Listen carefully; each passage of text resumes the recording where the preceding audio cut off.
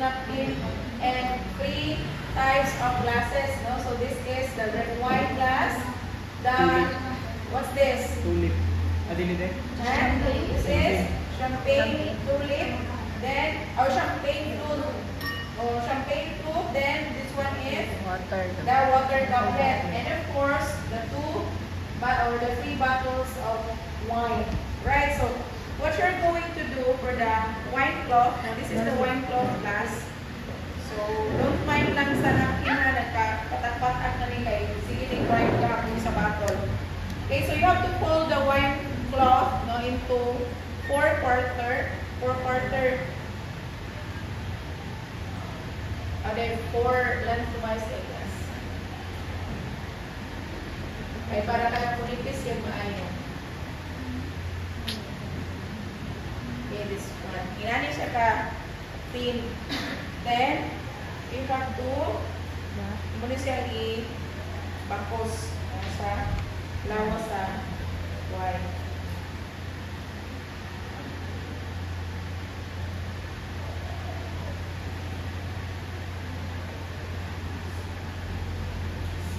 Okay, this one. Oh. Yes, Ma'am Minya? Okay, now so this is now the bottle of wine. So ani ang placement. Then what you're going to do is to put the bottle at your comfortable nga hand, whichever yung comfortable nga hand wala ba or tuo, so depende ninyo. Then a present, so it should be the label of the wine visible to the eyes of the guest, like this. Then if you're about to pour na, so you're done presenting with the wine to the guest, the name of the wine, everything, the details niya. So you have to put the wine cloth on your sa left nga side. Or if ari niyo i-carry ang aning wine, so ari po niyo sa left button. Okay, then after a while, so the guest is, you are asking permission to the guest and you're about to pour the wine. So there is a time na i-open ninyo ang wine. Then, the cup, if the guest, iyahan na siya i-smell, it's okay, but if dili, so you have to put the cup ali sa table. Then you have to pour ninyo. Then, twist. Yeah. Wipe. Olive. Then, wipe. That's it. Then, ask the guest if he or she would like to order the bottle of wine or a glass of wine. Then, gamay na din yung ibutan. Then, you have to swirl.